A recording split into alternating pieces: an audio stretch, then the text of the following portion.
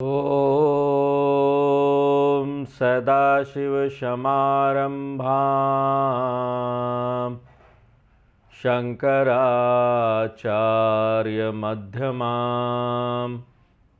अस्मदाचार्यपर्यन्तां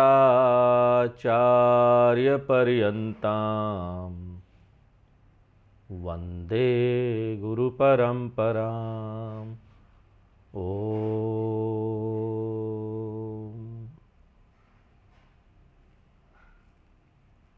भगवान हमको भक्ति की महिमा बता रहे हैं।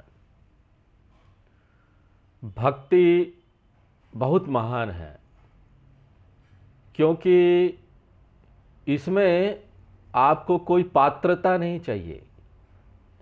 इसको करने के लिए किसी पात्रता की आवश्यकता नहीं। कोई भी व्यक्ति किसी भी स्तर पर खड़ा हो वो भक्ति कर सकता है।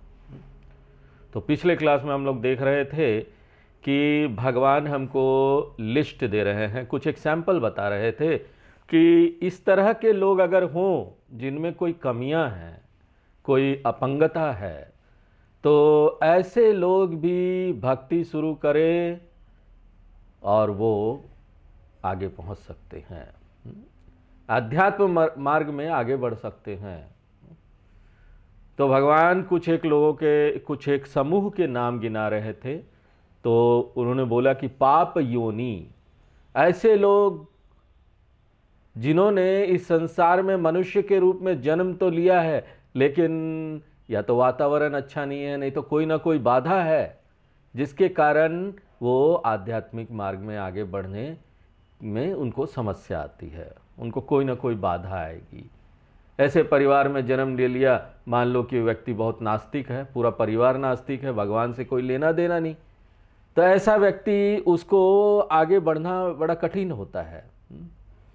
उसको नदी के विपरीत धारा में बहने जैसा काम करना है अगर उसको भगवान की भक्ति करनी है। तो ऐसा व्यक्ति भी ना भक्ति करके आगे बढ़ सकता है। और उसके बाद भगवान बोल रहे थे स्त्री, वैश्य, शूद्र। तो यहाँ पर स्त्री, वैश्य और शूद्र ऐसा समझना चाहिए कि स्वभाव से स्त्री, स्वभाव से वैश्य, स्वभाव से शूद्र। तो स्त्री स्वभाव क्या है? यहाँ पर स्त्री स्वभाव से हम बता रहे थे कि बहुत भावनात्मक व्यक्ति कोई है, तो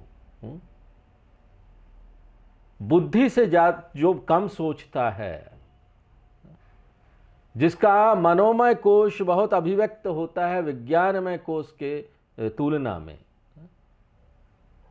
विज्ञानमय कोश यानी बुद्धि वाला कोश, पूरे शरीर में इस कोश का नियंत्रण होना चाहिए, बुद्धि का नियंत्रण होना चाहिए आपके सभी इंद्रियों पर, आपकी भावनाओं पर भी। अगर भावना हावी हो रही है तो एक व्यक्ति को आध्यात्म मार्ग में आगे बढ़ने में समस्या होगी, विशेष रूप से वेदांत का ज्ञान प्राप्त करने में। मूल समस्या क्या है? एक जो भावनात्मक व्यक्ति है ना, उसके लिए निजी जो रिश्ता है, जो संबंध है, जो संग है, आसक्ति है, उसका मूल्य ज्यादा है। वो किसी न किसी के साथ निजी रूप से जुड़ना चाहता है। वो चाहता है कि निजी रूप से कोई उसको प्रेम करे और वो किसी को प्रेम दे।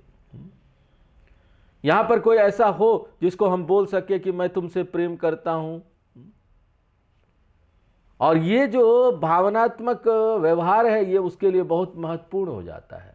जबकि वेदांत में हम क्या बोलते हैं? संग से बाहर निकलो, संबंध से बाहर निकलो, क्योंकि हम ऐसा ज्ञान प्राप्त करने जा रहे हैं जहां बोला जा रहा है अहम असंगम, असंगो हम, असंगो हम, असंगो हम, पुनः पुनः अहम ब्रह्मास्मि। न मे मृत्यु शंका, न मे जाति भेदा, पिता नैव मे नैव माता, न जन्म न बंधुर न मित्र, गुरुर्नैव शिष्य, चिदानंद रूप शिवोहम शिवोहम। मैं इन सब संग से परे हूं, चिदानंद रूप, इन सब बंधन से परे हूं। इसलिए वेदांत में हमको इन सब संग से, बंधन से, इन सब संबंधों से परे निकलना पड़ेगा। और एक जो भावनात्मक मन है ना, उसके लिए बहुत कठिनता होती है। इन सब संग से, रिश्ता से, संबंध से बाहर निकलना उनके लिए बड़ी समस्या होती है। अगर वो दुनिया वालों को छोड़ भी देता है ना, ऐसा मन, नहीं ठीक है चलो गुरुजी हम आपके साथ आ जाएंगे, और यहाँ पर स्वामी जी हमको भी आध्यात्म मार्ग में जाना है, तो हम यहाँ पर मन से संग को छोड़ रहे हैं। लेकिन उसके बाद क्या होता है, ऐसा व्यक्ति गुरु को पकड़ लेगा, गुरु उसके लिए सुरक्षा का एक साधन हो जाएगा, और ये उतना ही खतरनाक है। एक भावनात्मक मन जो है उसको एक निजी भगवान चाहिए, क्योंकि एक निजी भगवान उसकी भावनात्मक जरूरत को पूरा करता है। भगवान के सुंदर सुंदर होठ है, भगवान के सुंदर चेहरा है, भगवान कितने सुंदर वस्त्र पहने हुए हैं, कमर में पीला वस्त्र बांधे हुए हैं। हम भगवान के साथ एक संबंध बनाना चाहते हैं, वहां भी जाकर पिता का, माता का, बच्चे का कुछ ना कुछ बना लेते हैं। तो वहां एक जो इमोशनल जो मन है, जो एक भावनात्मक मन है, उसको ना एक निजी भगवान ही चाहिए। जबकि वेदांत में क्या बोला जाता है, भगवान तो अरूप है, निजी नहीं, यहाँ पर सब जगह भगवान है। अपनी निजी जो सीमा है उससे भी परे है ये भगवान, निर्गुण ब्रह्म भगवान है, निर्गुण ब्रह्म है। तो ऐसे व्यक्ति के लिए वेदांत समझना बहुत समस्या होगी, उसके लिए वैराग्य लाना समस्या होगी, एक जो भावनात्मक मन है इसके लिए। तो ऐसा जो मन है ना वो स्त्री मन है। अगर वो पुरुष है ना तब भी उसका मन स्त्री है। वेदांत की दृष्टि में ऐसा व्यक्ति स्त्री है। तो पहला तरह का मन क्या हो गया, जिसके बारे में भगवान बोल रहे हैं कि इनमें कोई कमियां हैं, भावनात्मक मन। और दूसरा क्या बोल रहे हैं, वैश्य। चौथे अध्याय में हमने इसका विस्तार से विश्लेषण किया था, और हमने परिभाषा भी दिया था कि वैश्य स्वभाव कैसा होता है। वैश्य स्वभाव यानी राजसिक मन, एक मन जो बहिर्मुख है, जो अभी बहुत कुछ यहां उपलब्धि करना चाहता है, पैसे कमाना चाहता है, जो कि एक कमर्शियल मन है, व्यापारी मन। अगर वो धर्म में भी आएगा ना, मान लीजिए कि उसको ऋषिकेश वहां गया, वहां वो कैंप अटेंड कर रहा है, कुछ कैंप किसी तरीके से वो चला गया, ऐसा व्यापारी मन, तो वहां जाकर ऋषिकेश के बाजार में घूमेगा, और वहां पर ना वो देखेगा रुद्राक्ष, वहां पर बड़े रुद्राक्ष बिक रहे हैं, कितना पैसा है, कहाँ से आता है, और क्या इसका व्यापार यहाँ किया जा सकता है, क्या अच्छा फायदा होगा, ये सब देखेगा वो। कहां पर फायदा है, ऐसा वैश्य मन। इसका जाति से कोई लेना देना नहीं है। अगर जन्म से कोई ब्राह्मण भी है ना, जन्म से महाब्राह्मण, लेकिन अगर वो कॉमर्शियल मन है, उसका व्यापारी मन है, तो वो गुण का वैश्य हो गया ना, गुण का व्यापारी है। इसलिए यहां जाति के वैश्य की बात नहीं हो रही है, यहां हम गुण के वैश्य की बात कर रहे हैं, गुण की स्त्री की बात कर रहे हैं। और तीसरा क्या है, शूद्र। चौथे अध्याय में देखा हमने कि तमो गुण प्रधान व्यक्ति शूद्र है, जो बहुत आलसी है, केयरलेस रहता है, जिसका जीवन जानवर जैसा है, गंदगी रहती है चारों तरफ, उसको ज्यादा नियम वगैरह से कुछ लेना देना नहीं, जिसका एक ही दर्शन है जीवन में, आराम से रहो, खाओ पियो, मजे करो, आलसी जैसा रहो, कुछ करना नहीं। तो तामसिक मन, ऐसा मन जानवर के जैसा होता है। तो ऐसा मन जो है ना वो शूद्र मन है, गुण का शूद्र है। हम यहां जाति की शूद्र की बात नहीं कर रहे। एक जाति का शूद्र जो व्यक्ति है, वो आध्यात्म मार्ग में अगर आ जाता है, उसको इच्छा हो जाती है, वो अपने जीवन को बदल रहा है, अपने जीवन में नियम बना रहा है, अपने इंद्रियों पर नियंत्रण रख रहा है, शास्त्रों का अध्ययन कर रहा है, अपने में विनम्रता ला रहा है, भगवान के प्रति भक्ति ला रहा है, तो ऐसा जो व्यक्ति है ना वो गुण का ब्राह्मण हो जाएगा, भले वो किसी शूद्र के घर में पैदा हुआ हो।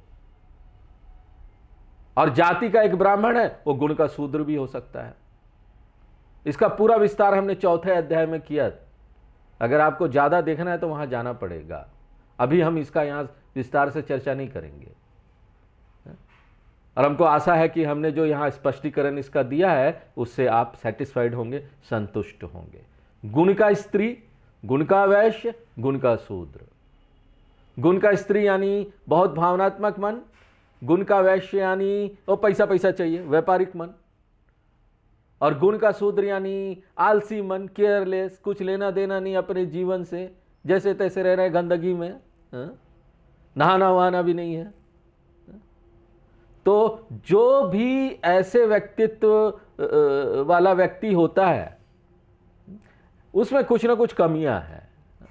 और कृष्ण भगवान बोलते ऐसे भी जो लोग हैं ना, अगर भगवान को समर्पण कर दे तो वो अपने चरित्र को परिवर्तित कर सकते हैं। अगर ऐसा व्यक्ति का स्त्री मन है ना, तो भी वो आसक्ति से परे निकल जाएंगे भक्ति करते करते। विशेष रूप से आपको बताएं, ये जो माएँ होती है ना, तो बच्चों की माँ, उसको बहुत कठिनता लगता है। वो अपने बच्चे को छोड़ना नहीं चाहती। उसके लिए संबंध से बाहर निकलना सबसे कठिन काम है। क्यों? क्योंकि वो उसके पेट से आता है, पेट से एक जुड़ाव है। हमारे स्वामी जी के पास एक महिला आती थी सत्संग करने, और जब वो सुन रही थी मोक्ष प्राप्त करना है, वैराग लाना है, तो स्वामी जी से पूछती है, स्वामी जी मोक्ष प्राप्त करने के लिए क्या मुझे अपने बच्चे से भी वैराग्य करना पड़ेगा क्या? तो बोलती है, स्वामी जी अगर मुझे अपने बच्चे से वैराग्य करना पड़ेगा ना, तो मुझे मोक्ष नहीं चाहिए, मुझे बच्चा चाहिए। ठीक है, जाओ, जो चाहिए वो लो। अगर मुझे अपने बच्चे से वैराग्य लाना पड़े तो मुझे मोक्ष नहीं चाहिए। अच्छा होगा मैं मोक्ष से ही वैराग्य कर लूं, मुझे आध्यात्म मार्ग से ही वैराग्य कर लूं, भगवान से ही वैराग्य कर लूं। चाहो, एक सिगरेट पीने वाला व्यक्ति होता है, वो उसको लत पड़ गया है, वो हमेशा सिगरेट पीना वो बहुत अच्छा लगता है उसको, बहुत छोड़ नहीं पा रहा था। अब वो किताब पढ़ रहा था कैसे सिगरेट जो है ना स्वास्थ्य के लिए हानिकारक है, छोड़ देना चाहिए, उसका किताब पढ़ रहा है ताकि वो सिगरेट छोड़ सके। तो कुछ दिन बाद वो व्यक्ति बोलता है ना कि स्वामी जी मैंने ना छोड़ दिया। बोला क्या छोड़ दिया? नहीं मैंने छोड़ दिया। अच्छा छोड़ दिया, बहुत अच्छी बात है। क्या छोड़ दिया? किताब पढ़ना छोड़ दिया, सिगरेट पीना नहीं। तो इस तरह से एक भावनात्मक मन जो है ना, वो बोलता है अगर मोक्ष इन सब चीजों को छोड़कर, इन सब चीजों से अपने मेरे प्यारे लोग जो मेरे बहुत नजदीक हैं, मेरा इनसे इतना अच्छा संबंध है, मैं प्रेम करती हूं या करता हूं, अगर इनसे वैराग्य लाना है, इनसे अनासक्त होना है ना, तो अच्छा होगा मैं मोक्ष ही छोड़ दूं, मुझे नहीं चाहिए। इस तरह का जो मन है ना, उसको बहुत कठिनता लगती है। कृष्ण भगवान बोलते ऐसे जो लोग हैं ना, उनको मेरा सुझाव ये है कि अपने बच्चे से जुड़ो रहो, लेकिन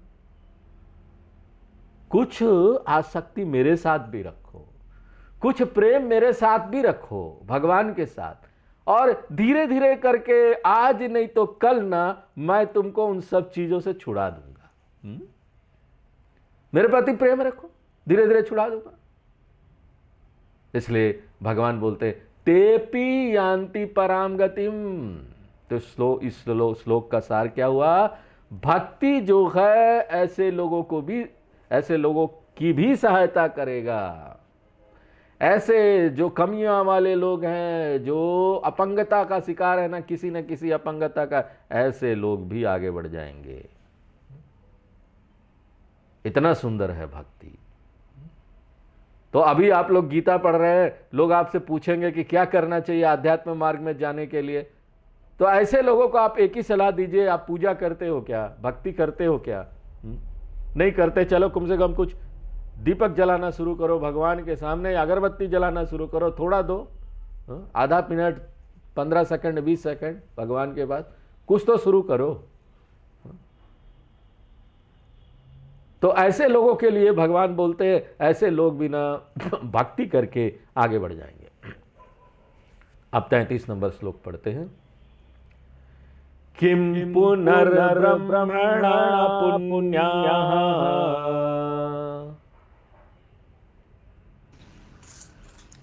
किं पुनर्ब्रह्मणा पुण्याः भक्ता राजर्षयस्तथा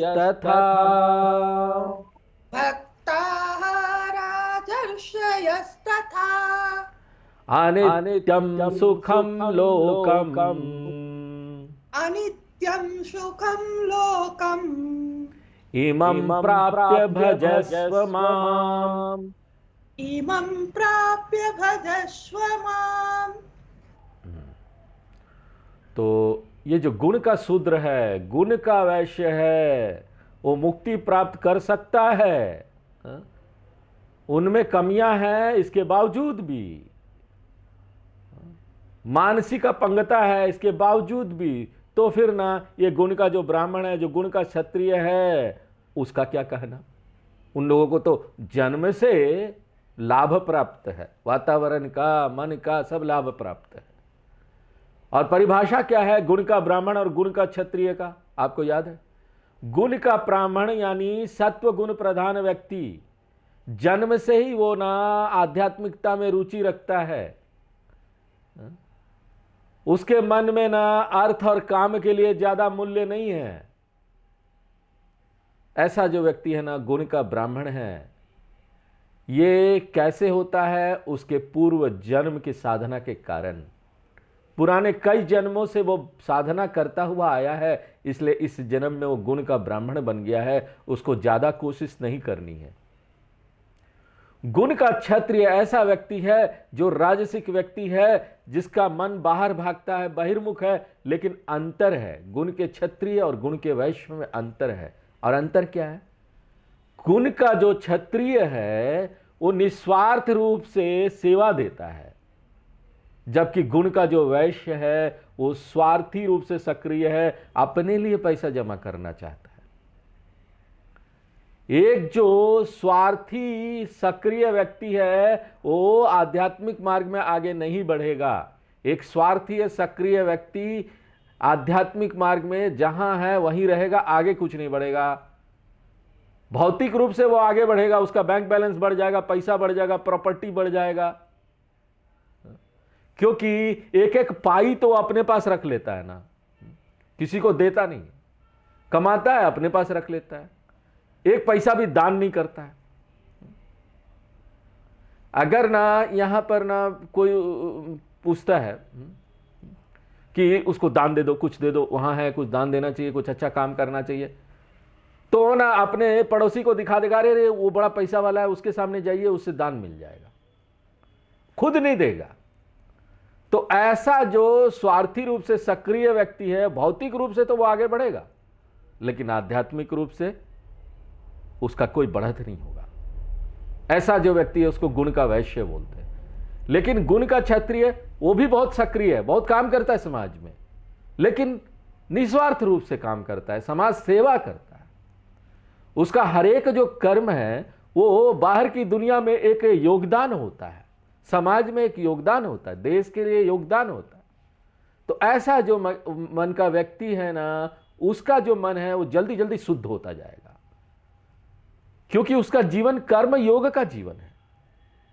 और गुण का जो वैश्य है उसका जीवन क्या है? कर्म वाला जीवन है, उसमें योग नहीं है। योग यानी निस्वार्थ कर रहे हो, उसको योग बोलेंगे, लेकिन इसका कर्म है, अपने लिए कर रहा है। गुण का क्षत्रिय का जीवन कर्म योग है, इसलिए आज नहीं तो कल उसको ज्ञान प्राप्त होगा और मोक्ष प्राप्त हो जाएगी। इसलिए गुण का ब्राह्मण, गुण का क्षत्रिय एक ऐसे लोग हैं जिनको ना बचपन से लाभ प्राप्त है। निश्चित रूप से भक्ति उनको जल्दी जल्दी आगे बढ़ा देगा। इसलिए कृष्ण भगवान यहां प्रश्न पूछते, किम पुनः, अगर ये जो कमियों वाले लोग हैं, जिनमें इतनी कमियां हैं, उनको भी लाभ प्राप्त होगा भक्ति का, तो फिर ना ये जो लोग हैं जिनको लाभ प्राप्त है बचपन से, उनका क्या कहना?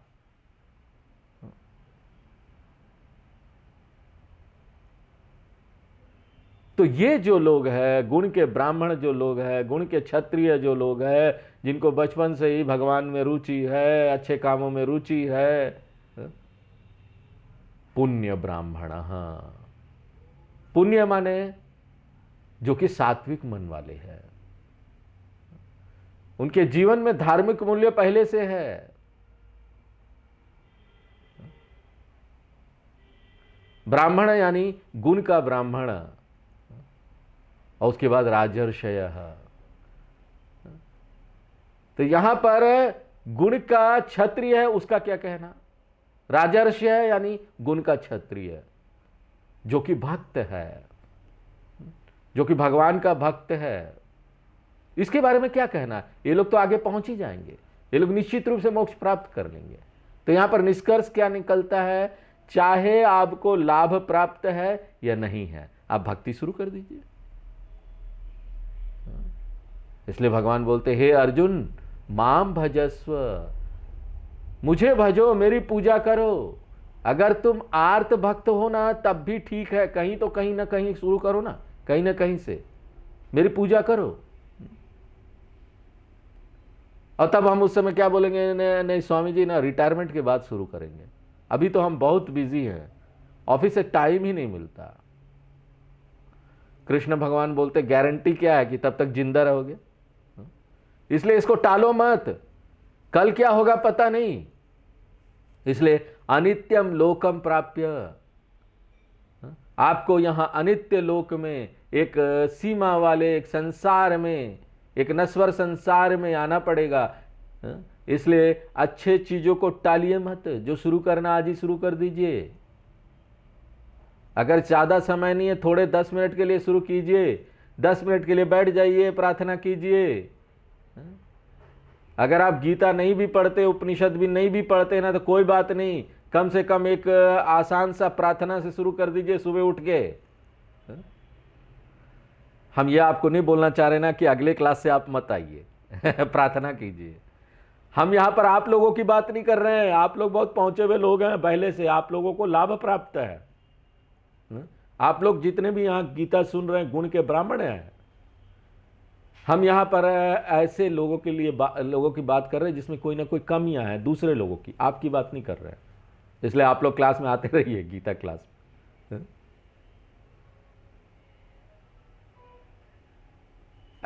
ऐसे लोगों को ना सुबह उठना भी बहुत बड़ा उनके लिए चुनौती होता है। सुबह उठ के नहा लो, यही पूरा जीवन निकल जाता है कई लोगों का, वो नहीं कर पाते। दिन शुरू होने से पहले, यहां सूर्य भगवान आने से पहले हमको उठ जाना चाहिए, जग जाना चाहिए, नहा लेना चाहिए। यही करने में ना, यही एक नियम बनाने में पूरा जीवन मर गया, आदमी चला गया इस संसार से, यही नहीं कर पाया।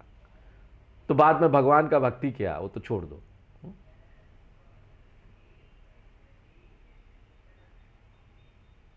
सुबह उठिए, कम से कम नहा लीजिए, प्रार्थना कीजिए, सबकी भलाई के लिए प्रार्थना कीजिए, शारीरिक अच्छाई के लिए, भावनात्मक अच्छाई के लिए, बौद्धिक अच्छाई के लिए और आध्यात्मिक अच्छाई के लिए शुरू तो कीजिए। कहीं 1 मिनट ही पर्याप्त है,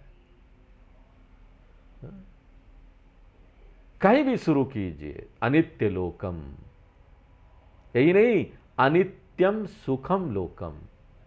यहां पर बहुत सारी समस्या है, अनित्य लोक है, ये नश्वर लोक है, इसलिए टाल नहीं सकते, जल्दी कीजिए। कब क्या समस्या आ जाए क्या पता। आप सोचेंगे हम 3 महीना बाद, 6 महीना बाद शुरू करेंगे, 2 साल बाद शुरू करेंगे, कोई स्वास्थ्य की समस्या आ गई, आप क्या करेंगे? आप कुछ कर ही नहीं सकते। आप सोचेंगे हम तो अभी नहीं, बाद में जाकर पढ़ाई करेंगे, कुछ अच्छा करेंगे, तब तक पता चला ना आंखों में चश्मा लग गया, कुछ और आंखों में समस्या आ जाए, दिखाई नहीं दे रहा। सुनना चाह रहे, पता चला कान में समस्या आ गई, सुनाई नहीं दे रहा।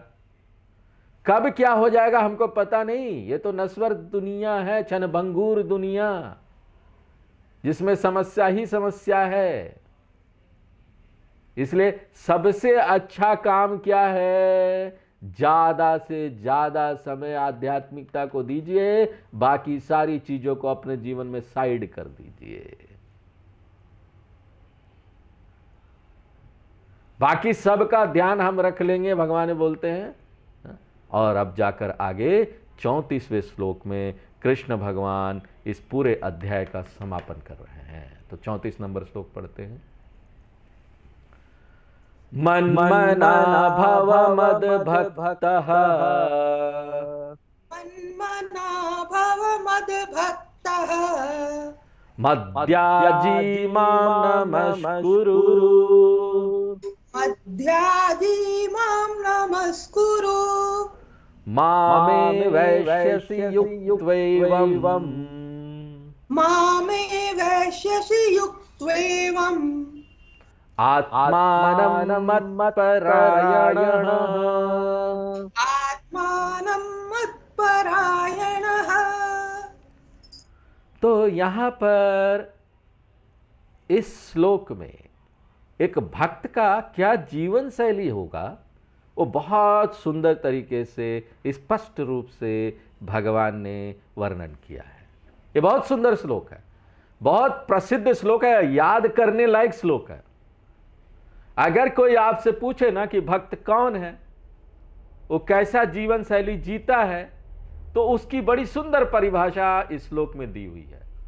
इसमें 5 चीजों के बारे में बोला गया है। हम इन शब्दों को आगे पीछे करेंगे सुविधा के लिए। विकास किस तरह से एक भक्त का होता है उसके अनुरूप हम इन शब्दों को आगे पीछे करके आपको बताएंगे। मद भक्त भव, मेरे लिए भक्ति का विकास करो, मेरे लिए भक्ति रखो। हम यहां पर आपको बता चुके हैं कि भगवान को हम साधन के रूप में भी देख सकते हैं दुनिया की चीजें प्राप्त करने के लिए, या फिर भगवान को ना साध्य के रूप में भी देख सकते हैं कि हमको कुछ नहीं चाहिए, भगवान चाहिए। शुरू में आपको भगवान को साध्य के रूप में देखने की जरूरत नहीं, देख भी नहीं सकते, कोई बात नहीं। भगवान इसको स्वीकार करने के लिए तैयार हैं। आपके पास दुनिया की लक्ष्य है, दुनिया में बहुत सारी चीजें प्राप्त करने वाला लक्ष्य आपका है। यहां पर पंडित जी भी जब पूजा करते घर में आते हैं तो यही आशीर्वाद आपको देते हैं, धान्यम धनम पशुम बहुपुत्र लाभम 60 संवत्सरम। कुछ भी हो, तो यहां पर आप भगवान को कम से कम प्रेम करना तो सीखते हैं कि भगवान से चलो प्रेम इसलिए है कि हमको ये सारी चीजें मिलेगी, संतुष्टि मिलेगी इन सब चीजों को प्राप्त करके। और इसको हम बोलते हैं सकाम भक्ति या आर्त या अर्थार्थी भक्ति। जब आप भगवान का उपयोग करते हैं इन सब चीजों को प्राप्त करने के लिए, निश्चित रूप से आप देखेंगे कि आपको ये सारी चीजें प्राप्त हो रही है, आप सफल हो रहे हैं समाज में। और यहां हम आपको बता चुके हैं कि आंकड़ों से भी ये साबित हो गया है कि अगर एक व्यक्ति धार्मिक है ना, तो भगवान के प्रति उसकी जो भी धारणा हो, साधन साध्य कुछ भी हो, उसको मन में ना एक सुंदर सी शांति प्राप्त होगी। और ये भक्त बनने के लिए बहुत अच्छा प्रेरणा का स्रोत है। इसलिए कृष्ण भगवान बोलते कुछ भी हो, भक्ति तो करो, मैं तुम्हारी इच्छा की पूर्ति करूंगा।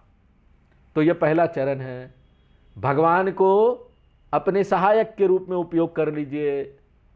ये मेरा सहायक है जो मेरी सहायता करता है दुनिया की लक्ष्य प्राप्त कराने में, तो इसको बोलते मद भक्त। और ये बात जो है ना, जितनी भी पुराण है हमारी, उसमें प्रधान रूप से ये सारी बातें ही बताई गई है पुराणों में। ये कर लो, शिव पुराण में ये कर लो तो ये प्राप्त हो जाएगा, वो कर लो, भगवान की भक्ति करेंगे तो ये सब प्राप्त हो जाएगा। तो यहां पर ना आपके मन में अब क्या है, अगला क्या है, आपके मन में विनम्रता होनी चाहिए, कृतज्ञता होनी चाहिए। मत परायणः, आप समझ जाते हैं कि ना ये दुनिया का जो लक्ष्य है ना, ये इसमें एक सीमा है, यह हमको ज्यादा समय तक शांति नहीं दे सकती, ये सचमुच का सुरक्षा हमको नहीं दे सकता, ये सचमुच का सुख हमको नहीं दे सकता। क्योंकि ये सारी चीजें जो आप दुनिया से प्राप्त कर रहे हैं वो तो अपने आप में असुरक्षित है। एक असुरक्षित मनुष्य जो आपके साथ है वो आपको सुरक्षा कैसे दे सकता है? वो खुद ही असुरक्षित है, खुद ही उसका मन ऊपर नीचे हो रहा है, कब क्या होगा पता नहीं। वो उससे आपको साथ, उसका साथ लेकर आपको कुछ क्या मिलेगा? यहाँ पर सुरक्षा नहीं मिलने वाला। पैसा वो कब चला जाएगा पता नहीं, बैंक बैलेंस, उससे क्या सुरक्षा मिलने वाला? कब तक, कब यहां पर ना धरती फट पड़े, अर्थक्वेक आ जाए, भूकंप आ जाए, सब कुछ नष्ट हो जाए। और भूकंप आने में क्या थोड़ा समय लगता है, सेकेंड्स, 1 मिनट भी नहीं, कुछ 1 सेकंड में। आजकल खूब आता है, दिल्ली लखनऊ में भी धरती हिलती है, हमारा बिल्डिंग भी हिलता है कब गिर जाएगा पता नहीं कुछ पता नहीं, बोल नहीं सकते। अब बताइए क्या सुरक्षा है? ये सारे जो पेपर, सेल डीड वगैरह, ये धरती का भी प्रॉपर्टी वगैरह हमने रखा हुआ है, वो सब जल जाएगा, नष्ट हो जाएगा। कौन जानता है ये? इसलिए समझ लीजिए कि ये जो शांति है, ये सुरक्षा है, ये सुख है, उसका स्रोत एक ही है, उसका केंद्र बिंदु एक ही है, और वो है भगवान या ब्रह्म। इसलिए ब्रह्म को अपना लक्ष्य बना लीजिए, और जब यही भगवान आपका लक्ष्य बन जाता है तो आप क्या हो जाते हैं? मत परायण। पहले क्या हुआ? अब भगवान को किसी भी तरह से पूजा कर रहे हैं, पहला हो गया मद भक्ता, और दूसरा जब आप भगवान को लक्ष्य बना लेंगे तो क्या होगा? मत परायण। उसके बाद तीसरा चरण क्या है? मन मना भव। भगवान यहां पर आपका मुख्य लक्ष्य बन गया है। अब ये जो लक्ष्य है आपके मन से निकलता नहीं, आप भटकते नहीं, हर समय ये लक्ष्य आपके मन में चलता रहता है। बाकी सारी चीजें जो जीवन में आप कर रहे हैं, पैसा कमा रहे हैं, घर बना रहे हैं, बच्चों की शादियां कर रहे हैं, पोते पोतियों की शादियां कर रहे हैं, आपकी कई सारी यहां पर कर्तव्य हैं, कोई बात नहीं। लेकिन इन सब व्यवहार के बीच में आप ये भुलाते नहीं हैं कि आपके जीवन का लक्ष्य क्या है, मैं यहां पर क्यों जी रहा हूं, किस लिए आया हूं। ये हो जाता है मन में, तो ऐसे व्यक्ति को क्या बोलेंगे? मन मना भव। वो अभी इस स्तर पर आ गया है, मन मना भव। मुझे अपने मन में रखो, अपने अचेतन मन में रखो, एक लक्ष्य के रूप में। जिस तरह से एक संगीतकार सितार बजाता है, आप देखेंगे स्टेज में वो सितार बजा रहा है, और कोई भी संगीत का यहाँ पर राग आलाप रहा है, तो उसके पीछे ना तानपुरा श्रुति बजती रहती है, एक बक्सा का तरह होता है, वो चलता रहता है। तो यहाँ पर ना वो अपने सारे यहाँ पर राग भी आलाप रहा है, कौन सा राग करना है वो भी वो जानता है, अच्छी तरीके से कर रहा है। साथ में वो ये भी ध्यान रखे हुए कि पीछे श्रुति चल रही है, वो खराब नहीं होना चाहिए।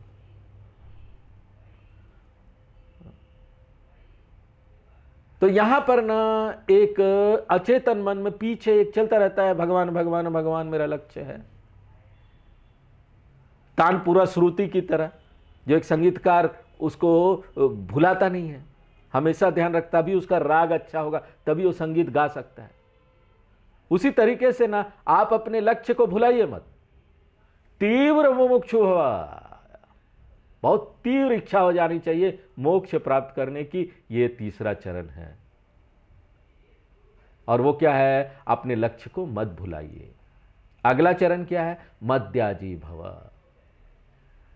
जितना भी आपका कर्म है वो पूजा में परिवर्तित कर दीजिए, वो आपके आध्यात्मिक विकास में सहायक होगा। हर एक क्षण देखिए आप कि उसका उपयोग आध्यात्मिक विकास के लिए कर रहे हैं, आप कुछ भी कर रहे हो। याद रखिए, यद करोसी यद स्नासी यद जुहोसी ददासी यत। यहां तक कि आप खाने का कर्म भी कर रहे हैं ना, उसको भी परिवर्तित कर दीजिए एक शुद्धता प्रदान करने वाला कर्म के रूप में। और यह बहुत आसान है। आपको क्या करना है? खाना जब सामने आए ना, फटाफट खा नहीं लेना है। कई जगह पर होता है ना, एक जगह से आप ना पत्तल पे, आजकल पत्तल पे खाना कौन डालता है, लेकिन जब डालते थे तो एक पत्तल पे खाना डाल रहे हैं, आगे बढ़ रहे हैं, दूसरे पत्तल पर जा रहे हैं, तब तक पता चला ना, जब तीसरे पत्तल पर आए पहले वाले का खत्म हो गया, आपको पता भी नहीं कि उसको आपने खाना दिया था कि नहीं दिया था। इस तरह से खाना नहीं खाना चाहिए, फटाफट फटाफट अंदर ले लिए। थोड़ा रुकिए, 1 मिनट रुकिए, नमस्कार कीजिए भगवान को, और इस बात के प्रति कृतज्ञता अर्पण कीजिए कि ये भगवान से मुझे उपहार मिला है, मेरे सामने जो खाना आया है। भगवान को याद कीजिए वहां पर, और उसके बाद खाना खाइए। अगर ऐसा करते हैं ना, तो वो एक आध्यात्मिक साधना बन गया, खाना खाना भी आध्यात्मिक साधना बन गया। तो हर एक काम को ना आध्यात्मिक साधना के रूप में परिवर्तित कर दीजिए। कोई भी यहां आप भोग कर रहे हैं ना, उसको यज्ञ के रूप में कन्वर्ट कर दीजिए, परिवर्तित कर दीजिए। हमने चौथे अध्याय में देखा था, द्रव्य यज्ञ, तपो यज्ञ, अपाने जुहुवती प्राणम आदि। चौथे अध्याय में जाइए, आपको पता चल जाएगा। इसलिए मद्याजी भव, हर एक कर्म में मेरी पूजा करो, यानी कर्म योगी बन जाओ। ये चौथा परिभाषा है। और पांचवा और अंतिम क्या है? माम नमस्कुरु। प्राकृतिक रूप से ना आप आध्यात्मिक रूप से विकास करेंगे। अगर आप पिछला 4 चरणों को अच्छी तरीके से करेंगे, निश्चित रूप से आपका आध्यात्मिक विकास होगा। लेकिन आप याद रखिए कि जब आप यहां पर आध्यात्मिक रूप से विकास कर रहे हैं, तो यहां पर घमंडी मत बन जाइए, अहंकार मत ले आइए। अहंकार आपको गिरा देगा। याद रखिए कि जो भी यहां पर हम विकास कर रहे हैं, ये किसके कारण कर रहे हैं? भगवान की कृपा से। आगे भी जो हम विकास करेंगे, मुझे सफलता प्राप्त होगा, उसके लिए भगवान की सहायता चाहिए, कृपा चाहिए। माम नमस्कुरु, मुझे शरणागति कर दो, मेरे शरण में रहकर आध्यात्मिक साधना करो। यहां एक मनुष्य की सीमा है, कितना भी महान हो जाइए आप, है तो मनुष्य ही ना, सीमा तो है ही हर चीज में, सब चीज आप नहीं कर सकते। इसलिए जो भी कर रहे हो उसमें भगवान की सहायता लीजिए, मांगिए। मद्याजी क्या संकेत करता है? हमारे पास कर्म करने की स्वतंत्रता है। और उसके बाद माम नमस्कुरु क्या संकेत करता है? कि ना भगवान की कृपा भी महत्वपूर्ण है। मद्याजी अपना कर्म करो, अपना मेहनत लगाओ। माम नमस्कुरु ध्यान रखो, सारा मेहनत करते हुए मेरे प्रति कृतज्ञता रखो। ज्यादा घमंड मत करो, मेरी कृपा से सब कुछ हो रहा है। कर्म के करने की स्वतंत्रता भी महत्वपूर्ण है और ईश्वर का अनुग्रह भी महत्वपूर्ण है। दोनों साथ साथ चलना चाहिए। तो ये 5 शर्तें क्या हो गई भक्त बनने का? 5 शर्त क्या है? पहला है मेरे प्रति भक्ति शुरू करो, जैसे भी शुरू करो। दूसरा है मुझे अपना मूल लक्ष्य बना लो। तीसरा, मुझे भुलाओ मत, हर समय मुझे याद रखो। चौथा, हर एक क्षण अपने जिंदगी का आध्यात्मिक अभ्यास बना लो। हर एक क्षण देखो, हर एक कर्म में देखो कि हर चीज यहां पर भगवान को अर्पण करके हो रहा है। पांचवा, समर्पण करो भगवान। हर चीज में देखो कि यह भगवान की कृपा से हो रहा है। अगर ये 5 शर्त की पूर्ति आप कर देते हैं तो आपके साथ क्या होगा? कृष्ण भगवान बोल रहे हैं एवं आत्मनम युक्तः।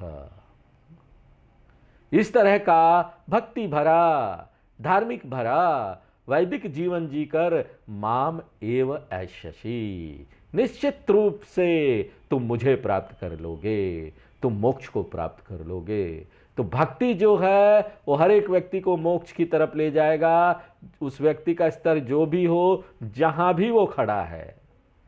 इसलिए सबको भक्ति से शुरू कर देना चाहिए। ये शुरू का चरण है, शुरू करो भक्ति से। कोई जरूरी नहीं है अभी आपको पता हो कि भगवान क्या चीज है, भगवान की प्रकृति क्या है। आप भगवान को सोच लीजिए कि वो एक व्यक्ति है, कल्पना कर लीजिए। धीरे धीरे कर कर एक रूप भक्ति करते हुए आगे बढ़िए, अनेक रूप में जाइए, अनेक रूप से अरूप भक्ति में जाइए। जान लीजिए कि भगवान का कोई रूप नहीं है, लेकिन शुरू तो कीजिए कहीं।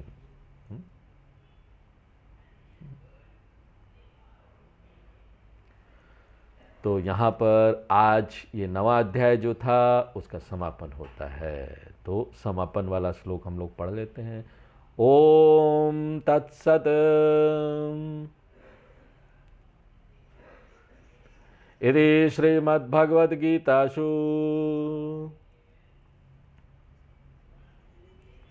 उपनिषत्सु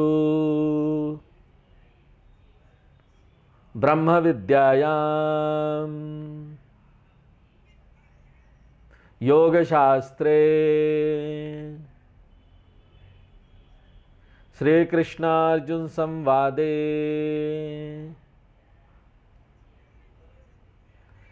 राजविद्या राजगुह्योगो नाम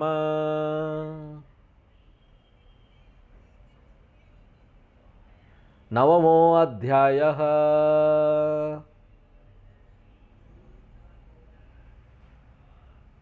तो अब ये राजविद्या राजगुह्य योग नाम का जो 9वां अध्याय था भगवत गीता का, जो कि उपनिषदों का सार है, जो कि ब्रह्म के बारे में बताता है, ब्रह्म का ज्ञान देता है और उसके लिए क्या तैयारी करनी, क्या अनुशासन, उसके बारे में भी बताता है, और जो कि भगवान कृष्ण और भगवान अर्जुन के संवाद के रूप में है, उसका यहाँ समापन होता है। ओम तत्सत। हरि ओम। पूर्णमदः पूर्णमिदं पूर्णात् पूर्णमुदच्यते पूर्णस्य पूर्णमादाय पूर्णमेवावशिष्यते। ओम शांति शांति शांति।